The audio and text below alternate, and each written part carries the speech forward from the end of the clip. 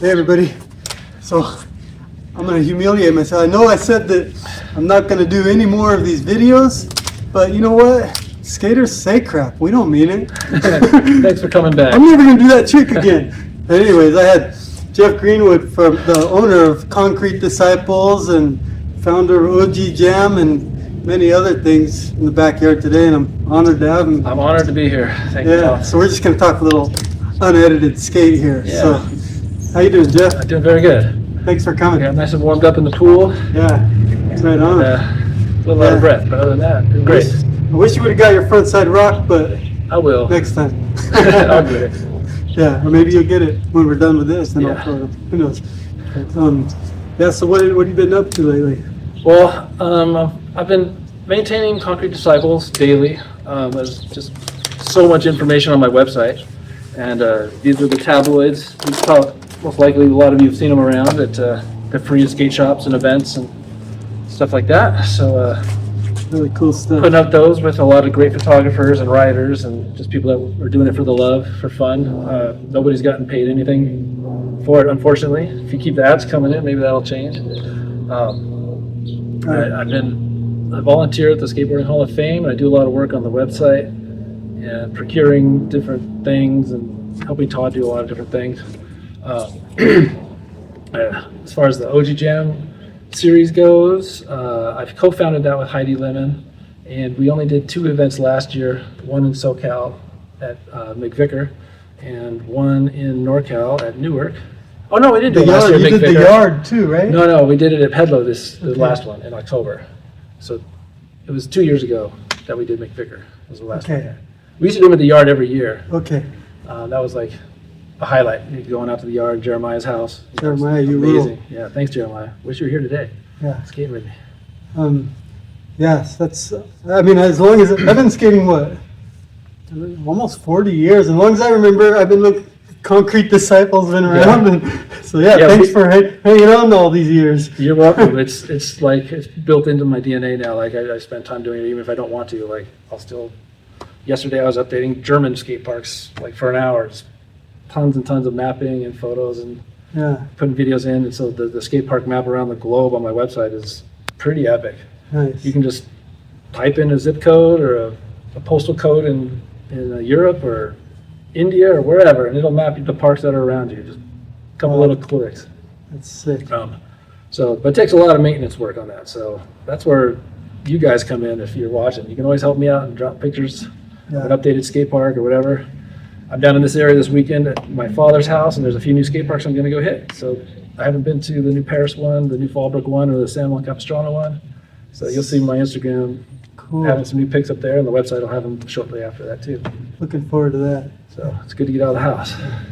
So, earlier I brought up Upland. So you got a funny Upland story when your first trip? Yeah, okay. Back when I was a Grom, this is 82 or 83, I'd never been to the skate park, but I saw a picture on my friend's wall. I think it's the famous Mike Smith rolling on the hip. I was like, how in the hell does that happen? You know, you look at a magazine back then and it just, you did not know. Yeah. There was no video or anything like that. And so they told me, oh, there's the skate park in Upland.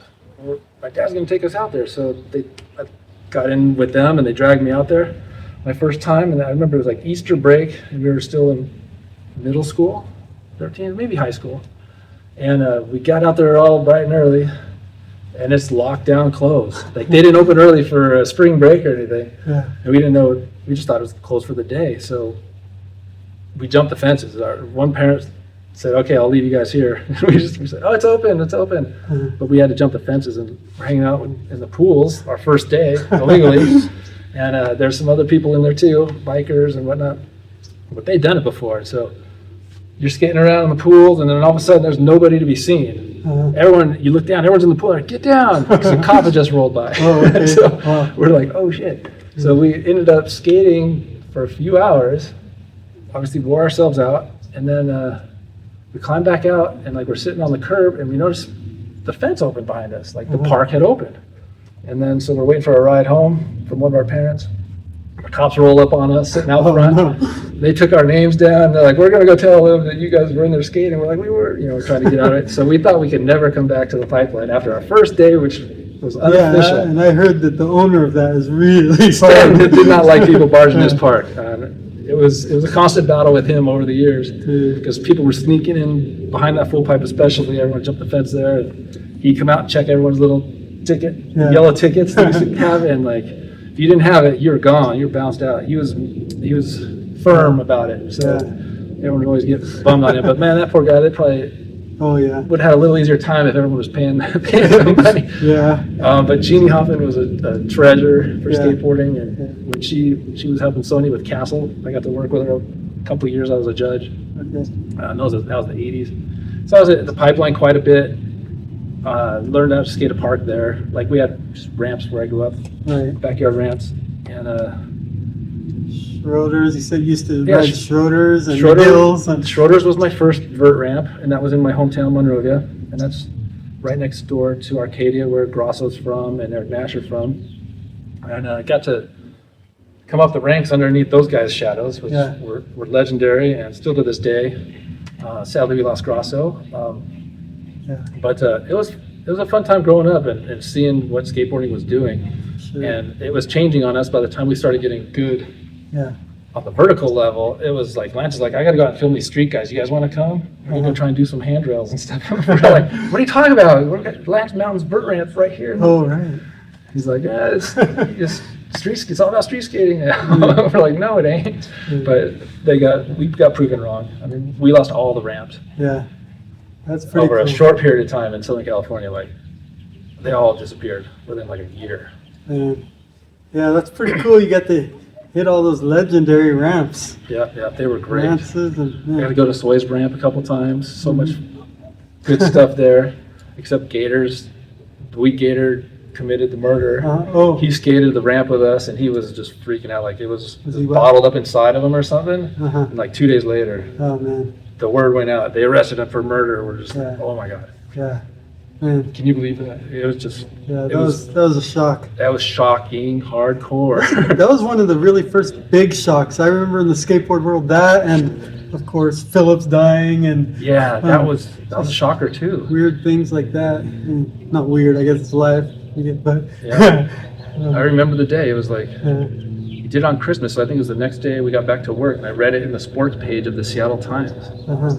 My buddy and I got my buddy and I were working, and he's a skater too. He rode for Zorlak. I'm like, oh my god! It says Jeff Phillips died. We were just in shock. We couldn't think or focus or anything. We were done for days. Shocking stuff. For sure. So. Sorry to go too far down memory lanes. That's fun. It's good history. All off track. Yeah. Speaking of history, Jeff's been helping out a lot on just documenting all kinds of skate history as of these days, right? Yeah, I do document a lot, and on Concrete Disciples, me and this guy Tim Keneally, he's more incredulously into digging into the deep dive of digging up the 70s skate parks and the stories and putting them into the website. Like I built this framework, and I was slowly working on it because I don't have time to do that every day. So he got me fired up, and we tackled all these old 70s skate parks, and we have 400 of them in the USA from the 70s. That's a lot more than anyone thought. Yeah, a lot more. And we got mostly newspaper articles and pictures, some from the magazines, but I don't try to poach that without the photographer's permission. And then I got a couple of the UK ones in there, and I noticed that there's quite a bit going on over there too. Nice. So I started deep diving into the UK ones, and we ended up with over 170 skate parks in Great Britain and Scotland and Wales. Who would have thought? They didn't even have 100. And no one over there, like they're starting to dig up into the history over there too. And we paved the way for them. Like we basically gave them that map of everything and all the newspaper articles, all the history that we could dig up. And it's all up on Concrete Disciples. Nice. And then the other side of the history is the people stuff, and that's where I get to help the Hall of Fame. Okay. And I've been putting up, the bios for all the inductees every year, and I've wrote a couple of the bios, but I'm trying to get other people to write them. I'm putting up the memorial wall, all the people that passed away that had history in skating. In fact, So we're one of trying to these put has blurbs. something about that in it. This issue, I did a special issue of Concrete Disciples for the Hall of Fame ceremony. Yeah. It's got all the inductees from that year, little mini bios. I've been putting up old zines, like from the 80s, a lot of good stuff that is rare, hard to find these days. But Todd has a huge pile of it in his museum, so I'm like, let me start scanning these suckers in and putting them on the Hall of Fame website. So if you're interested in deep diving skate history, it's a good resource, and it's getting better all the time. Sweet. So don't be scared to go there and check it out, and support us too. Yeah. Throw a few bones our way. Got a company or something, throw an ad in there? Yeah, we Hall of Fame, we have like company plans too, like for $250 for a year. You can get an ad in our newsletters and stuff like that, and it helps go a long way to keep the lights on. Yeah. Keep the history going. Sure. It looks, we've made it look super professional and high-end corporate quality, but there's really no budget going on behind the scenes. No one's getting paid. So I can keep the lights on. Yeah. And that's as good as we got going right now. Ain't So easy yet. keep the support coming if you can. Right. Cool. Yeah, thank you. Let's see. Anything else? Different subject now. How about, who's your favorite, not favorite, there's no favorites. Some of the gnarliest young skaters you can think of. Oh, we were talking about our local guy, Tristan Rennie. He's an incredible good skater. Who's that guy from Texas? His name's escaping me now. That's Macau. What kind of tricks? He does foot plants, everything to fakie. Like he'll foot plant out of the pool, off the roof, into fakie. Oh, wow. It's Mateau, I think. I think he rides for the Texas. Jamie Mateau. Yeah, dude. I thought he's from France. I think he lived there a while. I'm not sure his whole history, but I've been curious. But that guy's incredible. We need Jamie to come. Yeah, the Dern brothers. We need Dern and Jamie to get back here. Yeah.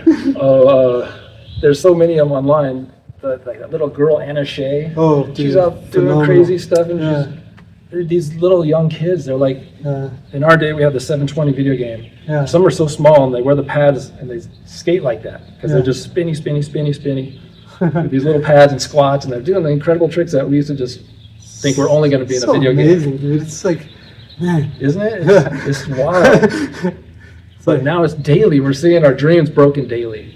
Makes it so humiliating watching 10-year-olds blast. No, but you guys are awesome. And you said you had an interview with Christopher Haight in one of these? Yes. Oh yeah, he's a nice. That's actually on the website too. A lot of half the content in the these I they're put in up on the there website also. too. Yeah, and then I saw some of the to be continued. Yeah, read more because I and- run out of room in yeah. the paper, so you can do some read mores. Yeah, but Christopher's awesome dude too. He's Yeah, been Chris here. Hyatt's really fun. Yeah. He's creative and skilled. You know, Yeah. and Andy Anderson's obviously skilled. I don't even hardly mention that. Everyone knows that. Yeah. Man, there's this. Okay, old guys that influenced you a lot. Lance Mountain definitely influenced me a lot. Everyone wants to maybe go to Grosso and stuff, but I know Grosso. I skated him all the time, but Eric Nash and I were really close, and Nash is one of Nash's best friends and nemesis because they grew up little kids together and they competed against each other. Yeah. So I skated with Nash a lot. I went to school with him a little bit. I've never heard a bad word about Nash. Yeah, Must be a great guy. He's a great legendary guy, man. I love that guy. Yeah. He's just living in Monrovia, still skates Rusty's with us occasionally in the backyard pool, and he lives down the street from there. So if I go over there, he's usually over there, drinking a brewski and having fun. Nice. That's his middle name. He just loves fun. Nice. Okay, we'll wrap it up. And want to thank everybody. And I had several people who were actually bummed that I said I wasn't doing any more of these. I was one of them. He was one of them. It's like, no, let's and keep going. Jesse Lynn, Rob got actually upset with me. You should never put you're done. What if you want to do it again? What if I want to do one? I mean, so we got to get Rob on here one day too. Rob looks to be a great interview. He's got stories. Yeah. Thank you guys all for wanting some more, and hope you enjoy it. And thank you, Jeff, for you're welcome. coming by. Anytime. See you guys. Adios.